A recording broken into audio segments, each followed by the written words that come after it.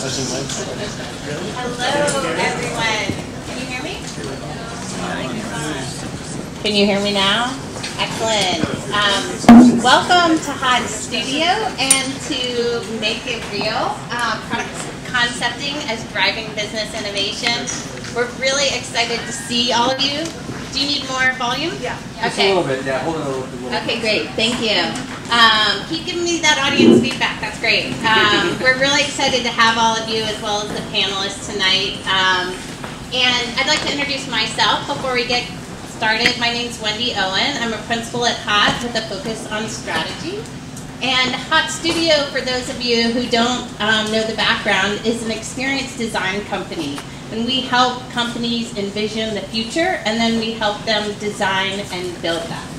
And tonight we're here to talk about product concepting as a way of helping transform businesses by being a manifestation of a vision, a product concept being a manifestation of a vision, something you can see, point to, talk to as you're trying to affect change. And we feel that product concepting can have value in multiple ways. Internal to an organization, it can be a powerful tool for aligning stakeholders. And as all of you know and believe, it can be a very powerful tool for testing an idea for change with customers. And so I'm very excited about those of you who joined us tonight to talk about the topic. There are people here who work both as entrepreneurs in startups as well as people who work in large enterprises. So I think it's going to be an interesting discussion, and I'd like to quickly go around the panel and introduce people. I'll start out with your names and your companies. I would love for each of you to tell a little bit about yourselves. So Lane Becker. You want to talk about myself? Sure. Hi, everybody. My name is Lane Becker. I am one of the founders of Adaptive Path, which, you know, is one of those user experience firms that, like this one. Woo! Hi, Dave.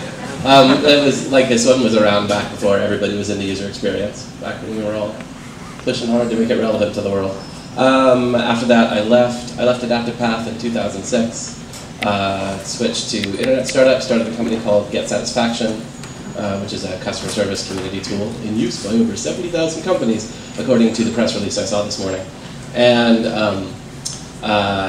since then, I've been gone, wrote a book recently. It was a New York Times bestseller on this concept of planned serendipity, how to make businesses luckier, how to develop environments that make it easier for your employees to develop sort of new, interesting, radical breakthroughs, to sort of stumble across them and then be able to do something with them.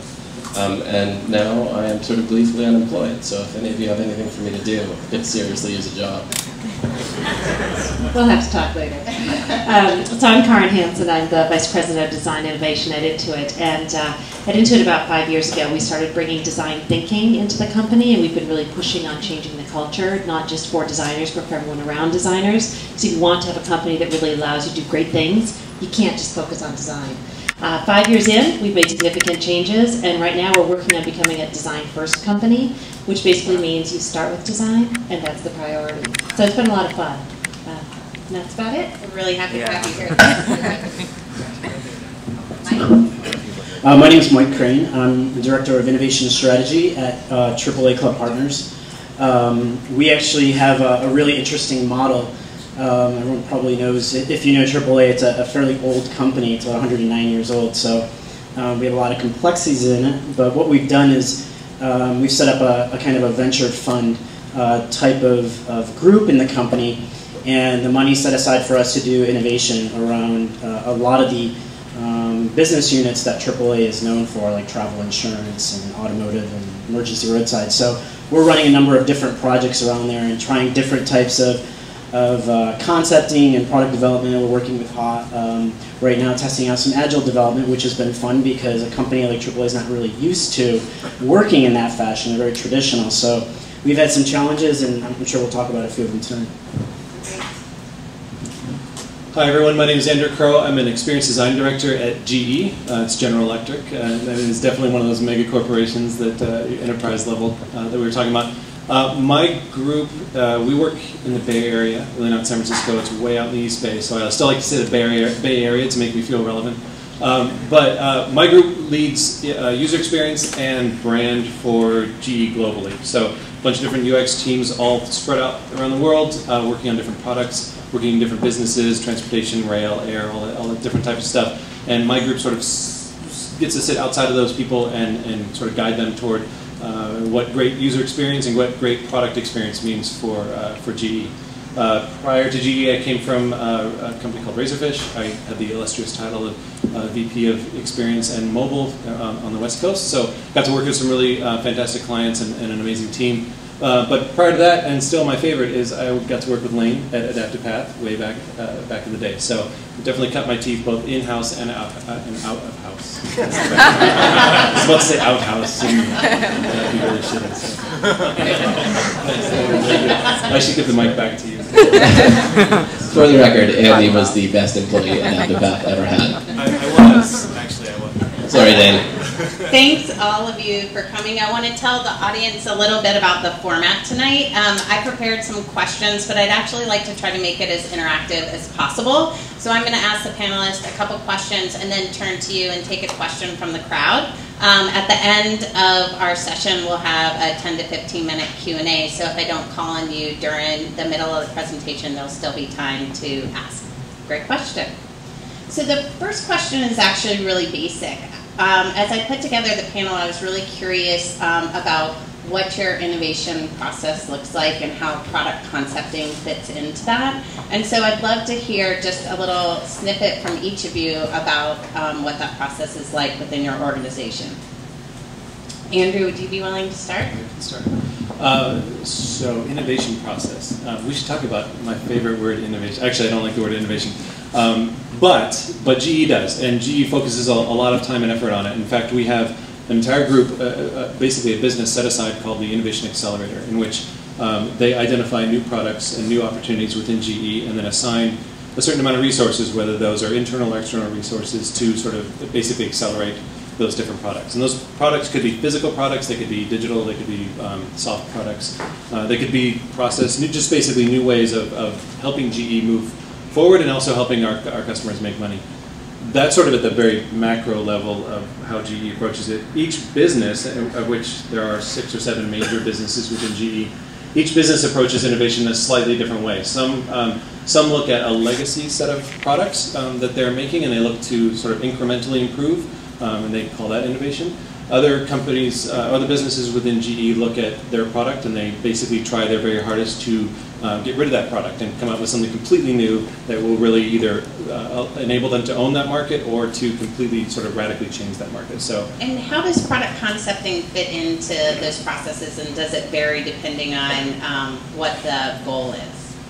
Well, it definitely varies on what the goal is. It also varies on the appetite for that type of ambiguity and exploration in the business. Some businesses are very focused on it, whereas other businesses, such as our healthcare business, is so highly regulated that they can't really do much. They have such constraints around them that their appetite for innovation is very low. They want to basically incrementally improve the product over time in a very safe, sort of self-regulated way. So, because you don't want anybody to die when you're trying new things, right?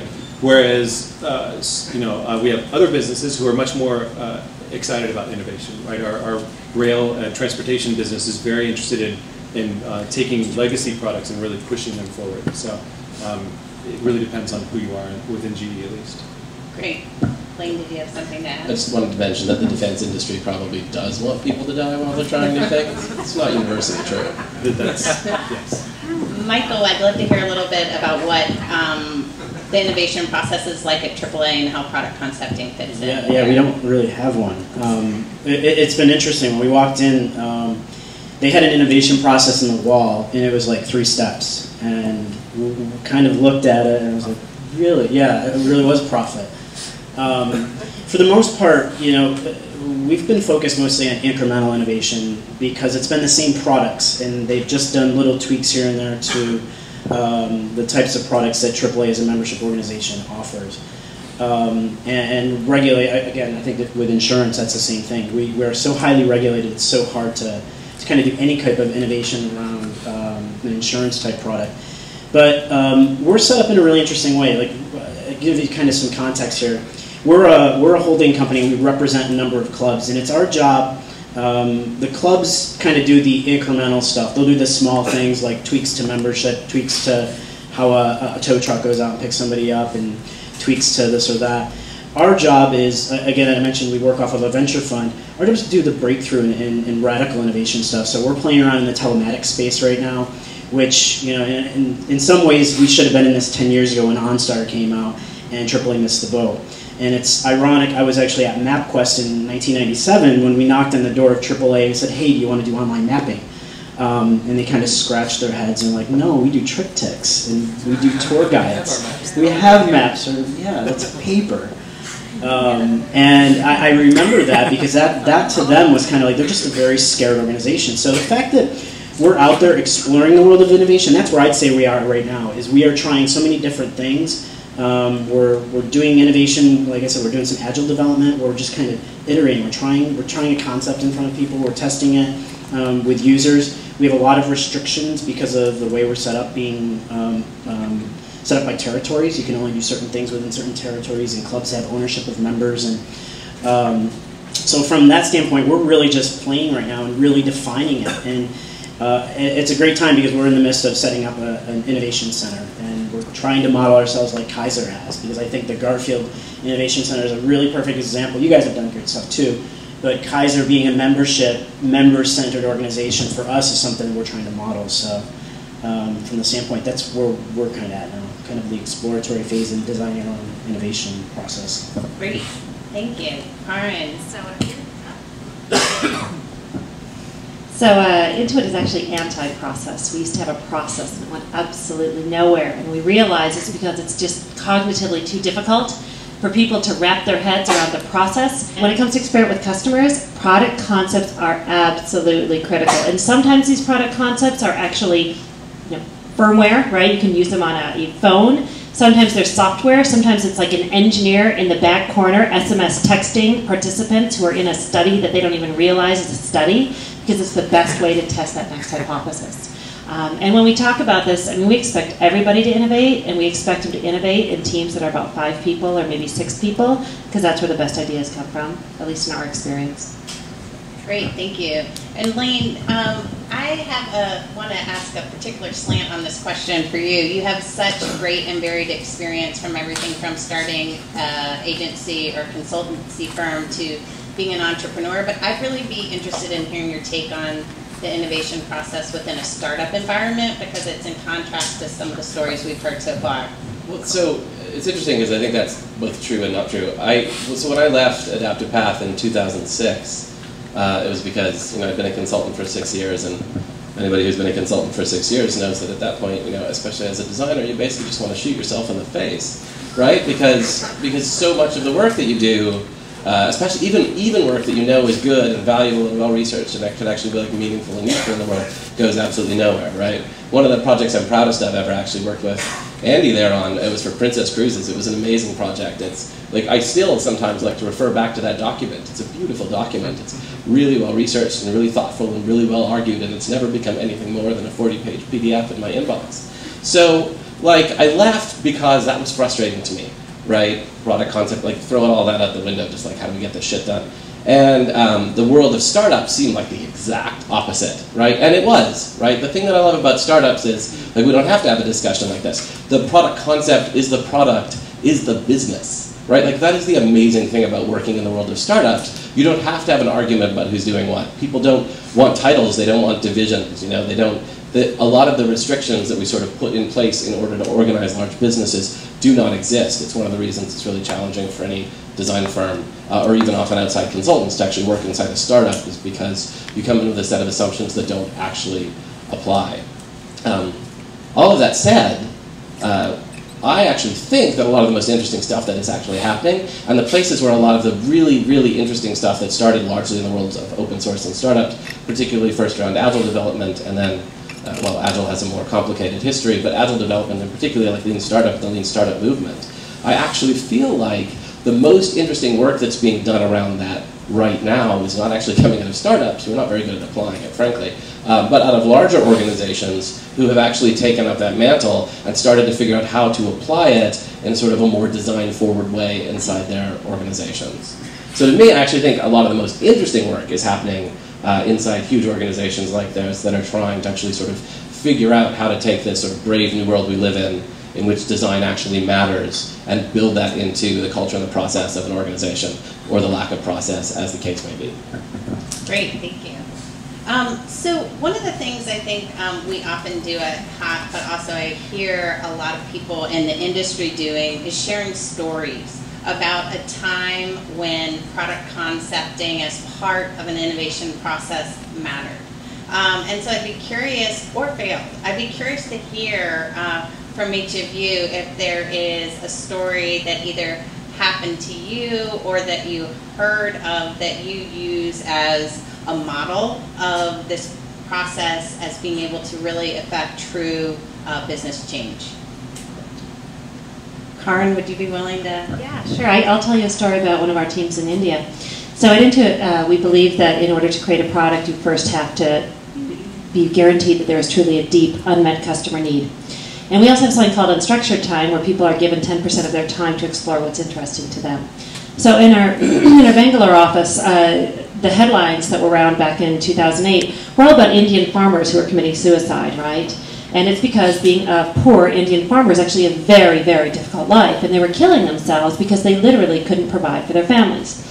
So there was a team of 3, a designer and 2 engineers, who thought, well, maybe there's something there. There might be some pain here, and maybe we at Intuit can solve it well. And so the team went out and they started to do a lot of follow me homes, and they followed these farmers, and they chose farmers who created perishable goods, or who grew perishable goods like tomatoes. What was interesting is these farmers would go to one of 2 markets typically. They could only go to one of 2 because they were fairly far apart. Once they got to this market, they would have to choose which Mondi agent or middleman to work with.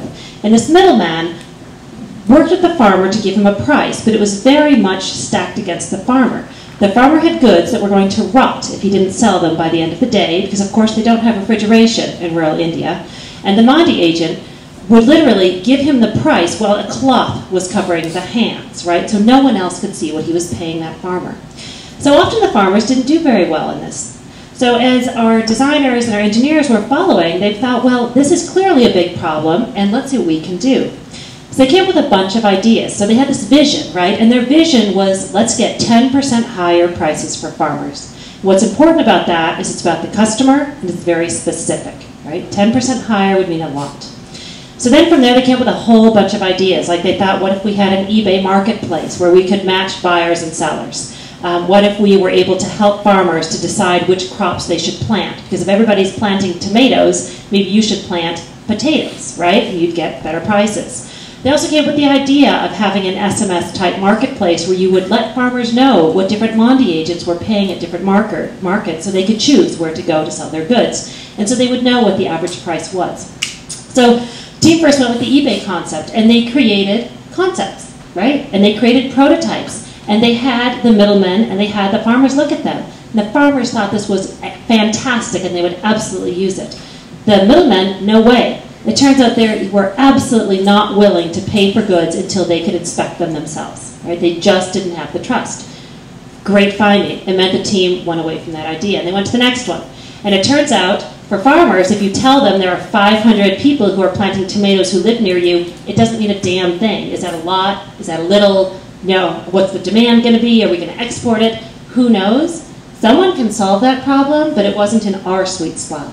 So they moved on to the SMS text messaging. And what they did is they got 50 farmers to agree to sign up for free.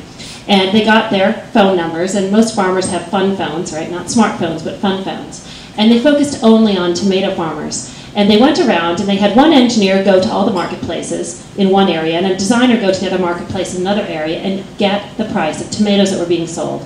They had another engineer back at the office. They would call him with the prices, and he would literally text every farmer the prices. And it was like the most engaging job he'd ever had, even though it clearly wasn't what he had studied.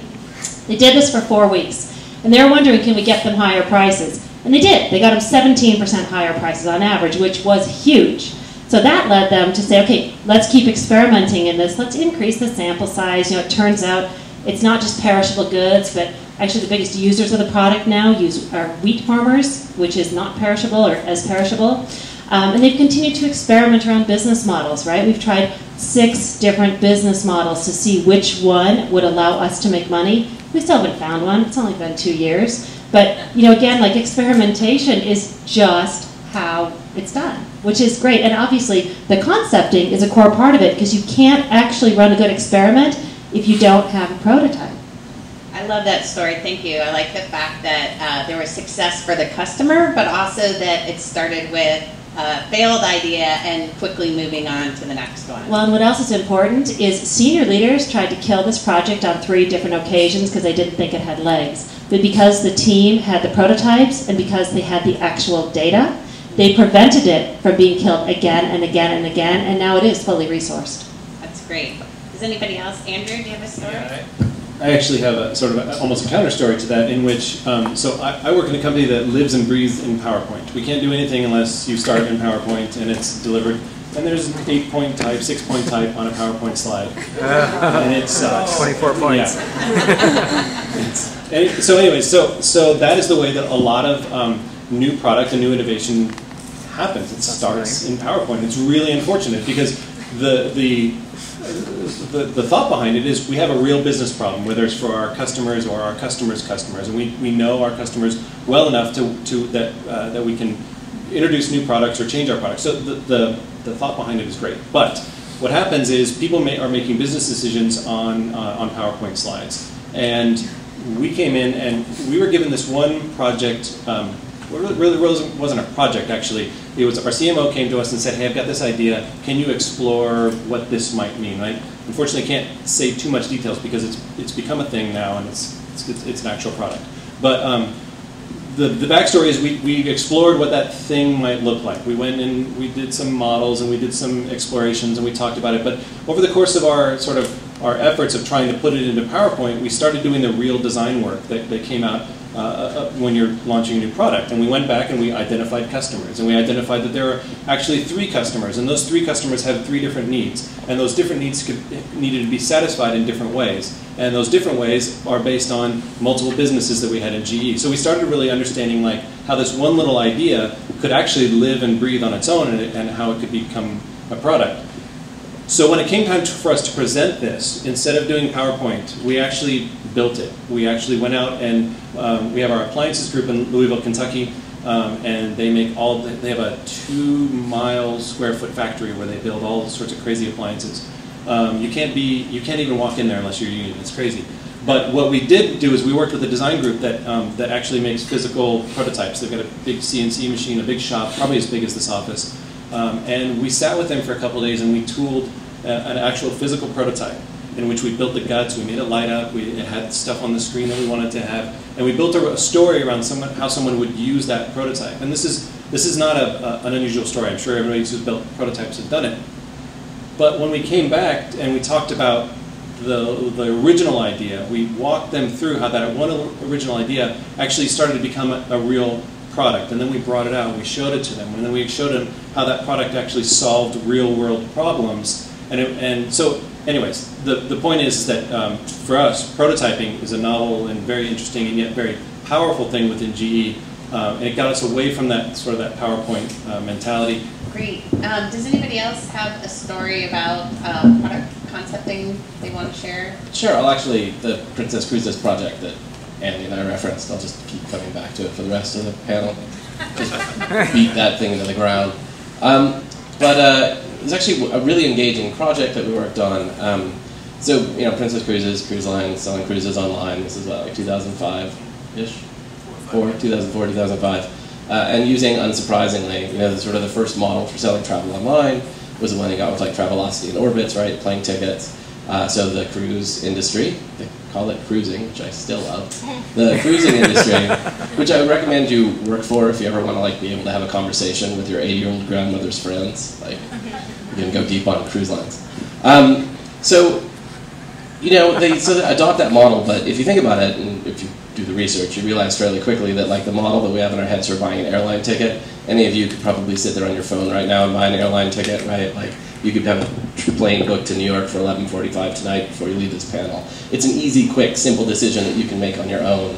Turns out, through a lot of research that we did, that buying a cruise is not like that at all. Buying a cruise always involves at least one other person, frequently involves significant numbers of people, multiple families. So there's just sort of there's considerations that come with being older. There's the travel that you have to do to and from the cruise line. It's actually a fairly involved and elaborate process, none of which Princess was taking into consideration whatsoever. They just had this sort of airline ticket model.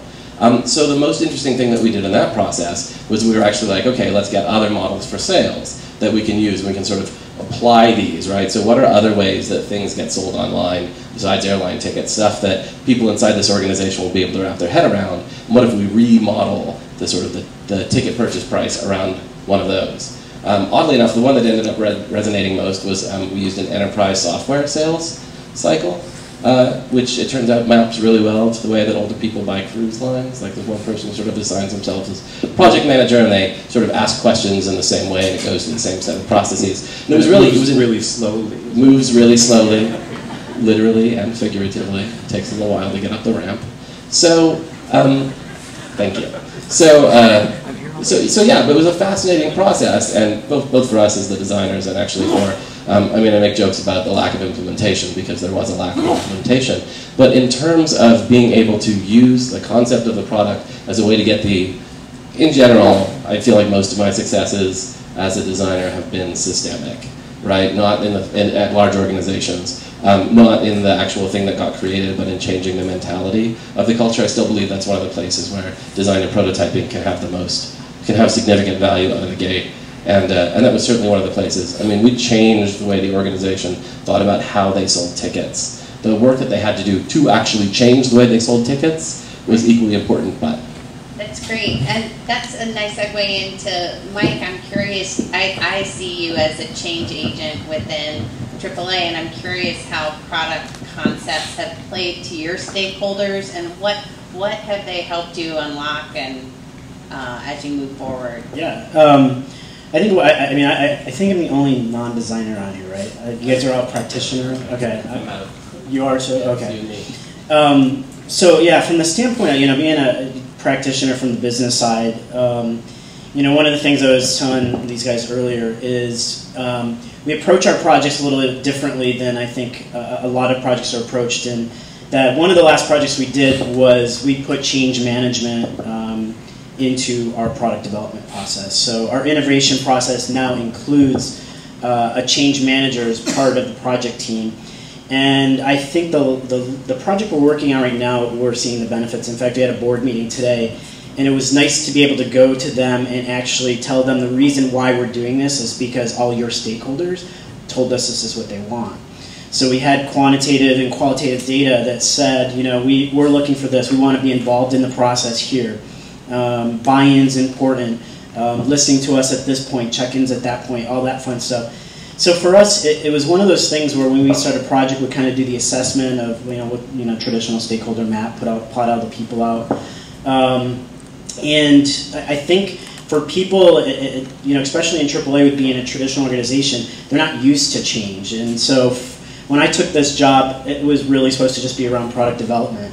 I spent about 50% of my time relationship building, and it's not what I expected. Not spending my time going to conferences and learning new techniques or this or that. I'm actually spending time on the road talking with people, talking with various CEOs of our clubs, working with their teams. But all that has been an investment, and it's been a good investment because now I can let my product managers focus on actual development, the requirements and the building of the product, while I'm out there and other folks on the team are kind of dealing with some of the other issues of, hey, how's this going to benefit me? How's this fit into my strategy at my club? Or, we've developed a marketing plan, and how does this new project or product going to impact that? What are the implications? And us just listening has gone like 1,000 miles, and us being successful in getting funding for the things that we do, as well as when it's time to launch, those people were along the process and the buy-in's that much quicker. So we're at the beginning stages of really testing that out now. So I think probably in a year from now we could ask that same question. I can give you some data points on it.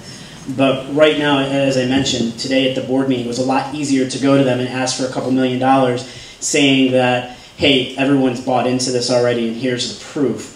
So it made it a lot easier. That's a great story. It always never ceases to surprise me how much affecting change relies on slowing down to have those conversations and build those relationships. So it's a great example. Thank you.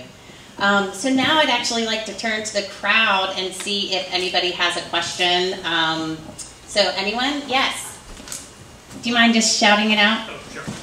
So getting back to the change manager, what's the relationship between the change manager, project manager, and product manager? Great question. Thank you. And what's the benefit? Yeah, that's a great question because we actually thought about that. I mean, traditionally the project manager takes that stakeholder management piece on, and at least I don't know if that's what I want. Maybe some head nods. Yeah. So the project manager takes that role on, and what we found is that if we didn't have that person focusing on the stakeholders, and that was their only job, they got kind of distracted by the budget, by the timing, by the schedule, by actually working with the team. But this person's job was really observing and building those relationships. And so the change manager is really a relationship manager. Change is just the outcome that we're looking for, the assessment that we're trying to get out of the process.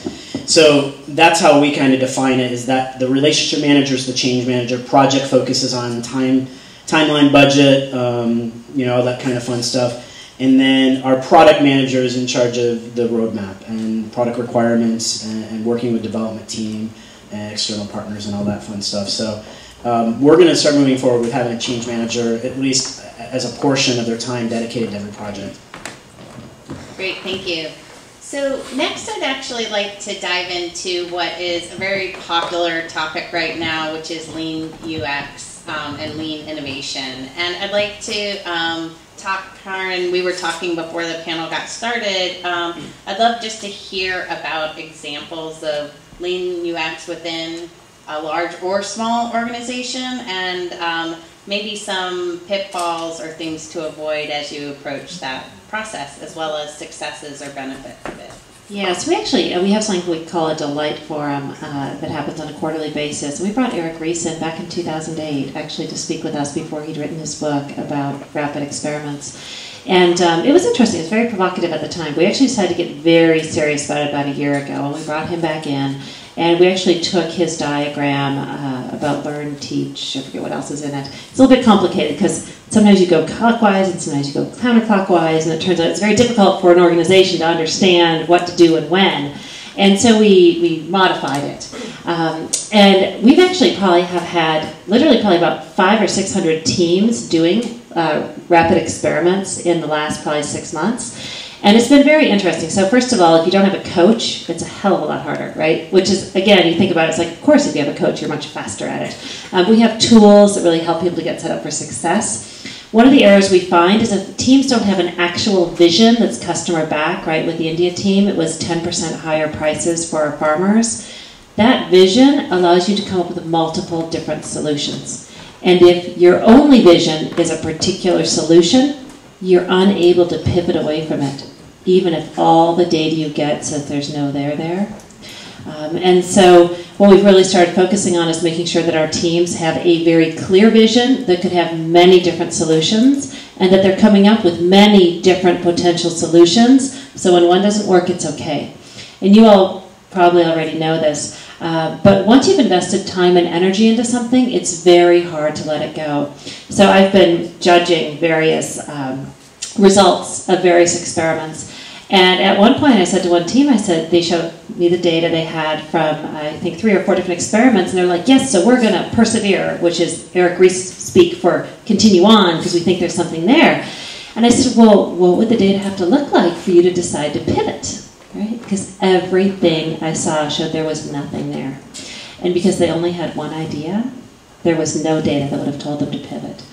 So again, I think that's just a cautionary tale. The other piece that we notice is that if you have a terrible idea and you're running a terrible experiment, you're going to get absolutely no value out of it. And it's very easy for it to become tactical and for it to become almost a weapon, if you will. Right? People will be like, oh, just run an experiment on that because I don't believe it. There is still a role for judgment, a huge role for judgment. And I think one of the most important things to think about, which is what we get from Tony Fadell, who's the founder of Nest, When I was talking to him, he talked a lot about how, look, in my organization, we are very clear. Is it an opinion decision or is it a database decision? Because if it's a database decision, let's get the data. If it's an opinion-based decision, it needs to be the visionary that's making that decision, and don't waste your time getting data. So I thought that was very useful. Great. Any Lane? I love the lean software movement. I mean, it has its challenges, but the reason I love it is because it is just an unbelievable sales tool. I find it just sort of really admirable as a set of tools, as a way of thinking. It gets in there and it just tells people, like, look, somebody needed to come in and just say your process, your waterfall process is broken. Here is a sort of a set of methods and a way of thinking that just allows you to try something different in a way that feels safe, right? Like, that is what's amazing about it. When I talk to people inside organizations who have, after years of resisting, thinking about development in a different way, they're able to talk about lean software and lean user experience in a way that feels safe to them, because they're able to use similar language and get similar outputs to the things that they used to get, even though the process that they're using to get to that point is actually quite different and often more successful, with caveats. But I disagree with you on it feeling safe, because the first time I see people actually starting to do this, it is so freaking scary. And what can you tell me more about what was scary? And I think the notion of saying, yeah, you know what, I'm going to produce this concept and I'm going to see if it works, right? And I'm going to actually put myself out there. I'm going to have a hypothesis. I'm going to have a number behind it, and we're going to run it, and I may well be wrong. It's much more comfortable to sit around in a room and talk and argue, and you know, we're very good at that. We're very used to that. It's much harder to actually run out there and actually go get that behavioral data.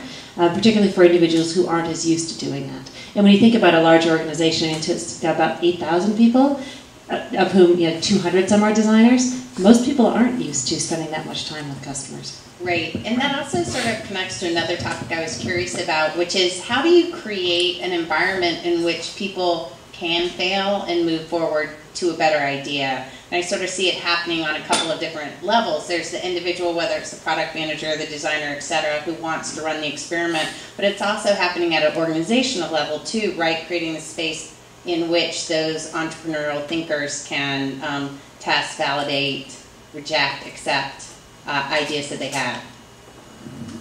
I could say something about the word fail, definitely.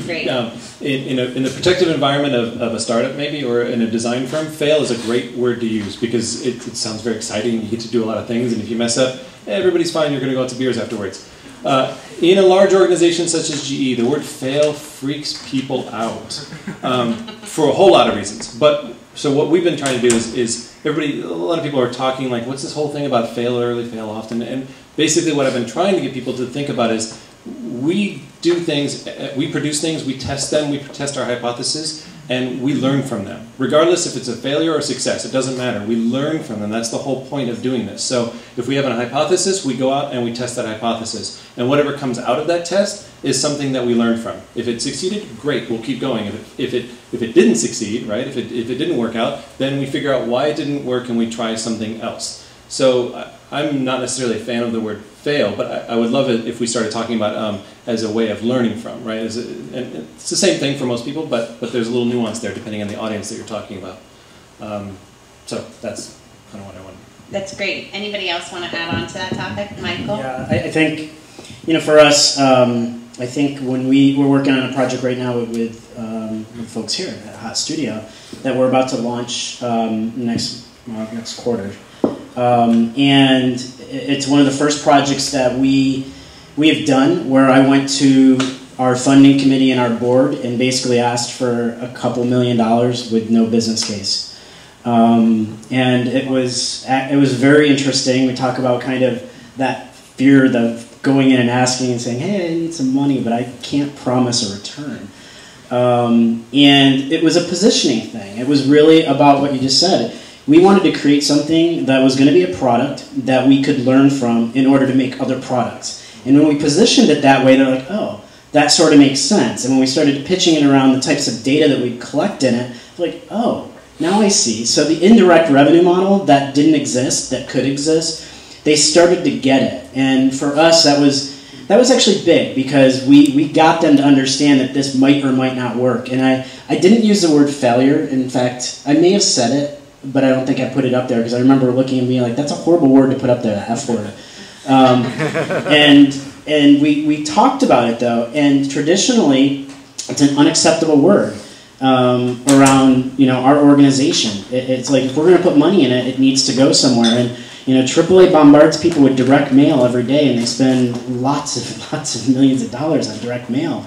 But when we're asking for money to kind of develop a mobile software app, kind of they had to scratch their heads and say, well, there's a risk to it, but if you're saying we're going to learn something, we'll take the chance. So we actually sold them on the idea this was an investment strategy and that we would learn from it, and that I'll come back at some point and tell you what the business case is. So we're getting close to that point, by the way. So looking forward to it. Great, thank you.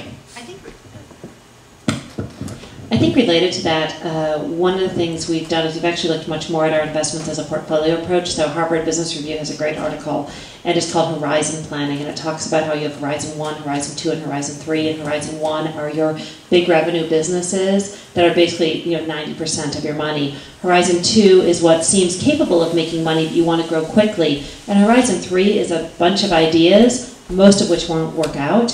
And by thinking about the investments in that way, there's this clear bucket you're expected to put a certain amount of money in that, frankly, is probably not going to yield a damn thing for many years, and that's great. The other thought I have is that when we're in the valley here, we're in a much better position to talk about how some projects just aren't going to work because venture capitalists have such a low success rate overall because they're shooting for big disruptive ideas. So we often invoke that as an important comparison because comparisons matter a lot. Great, thank you. Can I take a question? Yes. Yeah, so I've heard a couple of you talk about things that make me think some of you are familiar with the Japanese concept of nemawashi. I'm curious if any of you are familiar with it and how, if so, how you use it. What is it? Can you tell us about it? The word is Japanese for turning the roots, and the concept is before you present a big idea to the top dog, try to convince everyone else that it affects to get buy-in. So when you go pitch the top dog, everyone else has told them, yes, this is critical to what we need to do. Can those of you in the back here, do you mind coming up and giving that description one more time? Sorry to put you on the spot like that. Yeah, the word is nemawashi, and it's a Japanese concept. The word means turning the roots. So the concept is when you are trying to pitch something, instead of going straight to the top, go to all of the little people that are affected. And not the little people, the lower rungs of reporting structure. Those peons. And try to get their buy-in. Try to pitch them, hard sell, soft sell, whatever, so that they tell their friend and their boss. And by the time you go to the top, they've already heard about it, and all of their direct reports say, yes, this is important. I've heard a couple of you talk about something similar, so it sounds like I'm just curious if anyone has used that extensively. At GE, to be honest with you, it's a little different. We have our executive layer of people, Jeff and Milton, the whole group at the top, actually gets innovation. They totally understand it. They understand its value. They are very excited about it. So they're willing to throw money at it in a measured way to solve some of our bigger problems. They're very excited about the sort of, basically turning things over and really starting to do something new. At the bottom level, the little people, right? You've got all the different designers and developers and people who are really interested in getting those ideas out in the world as well. We found that middle layer, that middle management layer, is just scared stiff. Like they don't know what to do, right? Because their boss is telling them that they have to change. You've got their teams that are very excited about changing, but every sort of fiber in their being tells them that they should not be changing what's already working. So they don't know if they take a chance, if they take a risk on a new vision, will that undermine an existing sort of revenue stream that they already have, or will it double that revenue stream, right? So they're sort of listening to two different groups and sort of very frozen in the middle. So it's an interesting challenge at GE. Great, thank you. So now I'd like to turn back to you. Any questions from the crowd for the panelists? Yes. So this might be a bit of a personal question. So it seems like this approach of hypothesizing and testing and validating is something that almost like a mindset that's kind of like runs through your veins. So wondering how that surfaces in your life outside of work. Is that something that's really like innate to you, or is it something that's developed? Or so then, what are some things you've done in the past to do that? That's a really interesting question. I'll just repeat it so that everybody can hear. The question was this approach of forming a hypothesis, testing it, and evolving from that seems to run through the veins of the panelists and the entrepreneurs and innovators who are here at the table tonight. And the question was, is this something that you've adopted in your life or sort of was part of you before you became a change agent, either in a large or small enterprise, and how has that taken shape? So full disclosure, I actually have a PhD in experimental social psychology, and so that's experimental design. But having said that, these actual lean experiments are radically different from other experiments, and actually Dan Ariely is a behavioral economist, and he has a great quote. He's like, I have never seen a clean experiment at Intuit, and it's true, right? Because the experiments we run at Intuit are messy. They're not clean. But how do I use it in my life? I mean, I think about, for example, with my kids, one of my sons, we were trying to find a sport that would really fit him, right? And so we tried out, soccer for a while, okay, and that wasn't it. And then he wanted to try hockey, okay, and that wasn't it. And the energy wasn't there, and so we went to the next one. And then we said, okay, maybe it would be this. And now tennis is really sticking, right? So you can think about that as, okay, what are a bunch of ideas? Let's just try them out and see which one works. You can do that in a lot of ways. What I think is actually far more valuable, though, in terms of my personal life, is I love going broad. If you think about, again, 3 principles at Intuit, the deep empathy, go broad to go narrow, and rapid experiments. Going broad is my absolute favorite. So I find that actually most valuable in my life. But again, once you go broad, you got to start experimenting. Great. Thank you.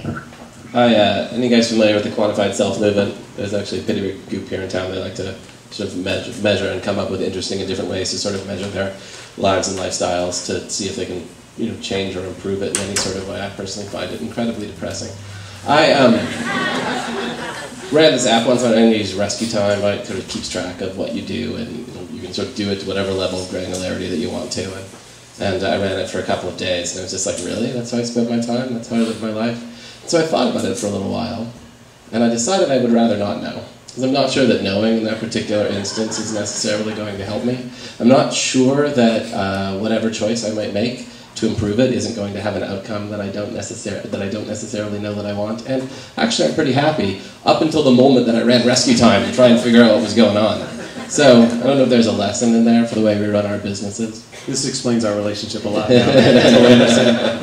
The one thing I'll say is sort of as a designer, rather, you'd think that maybe sort of creativity comes natural. And to be very honest with you, I struggle with it a lot. I struggle with understanding not only how to be creative, but also how to ship things, right? And sometimes those two things are at odds. One is very sort of playful and experimentation, and the other one is like, hey, we have a deadline, we have some product requirements, we have to get this thing out. So that lives in my head often, and the way that I deal with that personally, to be very honest with you, is I cook.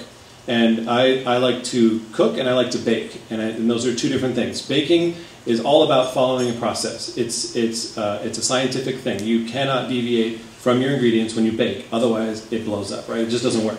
Cooking, however, you can fuck that up, right? You could just go crazy. And I will light things on fire, and I'm like, I'm cooking, look at me. And so I'm very happy doing both because it sort of satisfies that desire that I have to basically ship things and to fail, right? So I'm totally happy with that in my personal life, and I try to bring that sort of into my professional life as well. I love that description of sort of fluidly moving between precision and messiness and experimentation, because I think that definitely is a part of the process of creating change. So I just want to see if there are any other burning questions from the crowd. Anyone? Well, I really want to thank you all for coming and for taking part in this conversation. We really appreciate your time, your ideas. So thanks again for coming tonight. And thank you all.